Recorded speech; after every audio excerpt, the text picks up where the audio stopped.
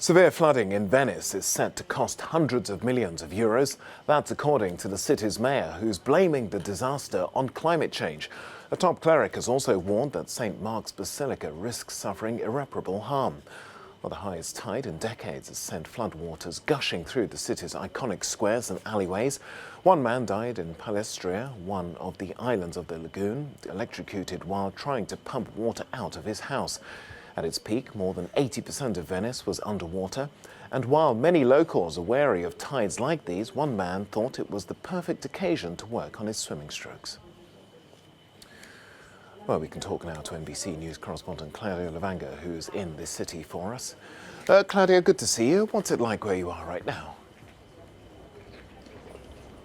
Good evening, Togs. Well, you can see it. Well, now the water is temporarily receded and people are just walking to my side normally, as they usually do, bordering the canals. Up to last night, this section, as 80% of the section of the city, of the whole city, as you said, was underwater. But this is what happens all the time when high tide comes in. Now the highest tide is usually in the morning at about 10:30 in the morning or so, and then later in the evening. But here's the thing, there are more tides expected to come in tonight, tomorrow, and also Friday. Now this is a series of extraordinarily high tides with an extraordinary frequency, and that's why the mayor of Venice declared today a state of emergency, blaming climate change during a press conference for the high frequency and high tides in the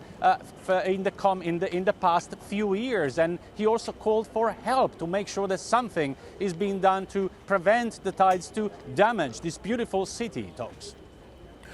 Extraordinary high tide and an extreme event for sure, but Venice has an anti-flood defence system surely in place, and I know that it's been delayed by corruption perhaps, or some claims of corruption. Tell us more on that, Claudia. Well, there is a multi-billion-dollar project called the Moses, of course, and that started, it's being constructed in 2003, and since then it has been hit by delays and raising costs and scandals to the point that Venetians have started to lose hope that they will ever see those floodgates rising from the bottom of the lagoon and coming up when the tide comes to prevent it from coming into Venice, which is also why today both the mayor of Venice and the governor of the region called for more innovative, original ideas on how to help the city from sinking, essentially. Togs. Claudia Lavanga there with the latest from Venice. Thank you.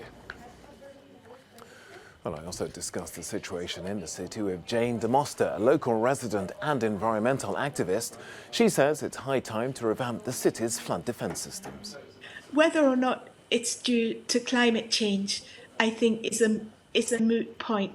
Everybody knows that the world has now entered the climate emergency, and extreme events are going to be happening with increasing frequency.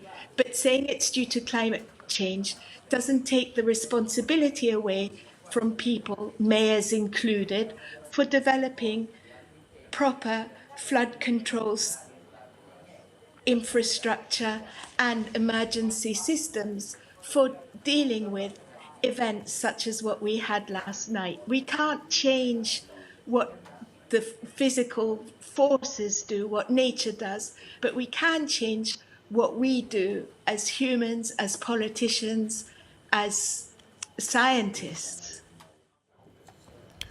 Environmental activist and Venice resident Jane DeMoster there.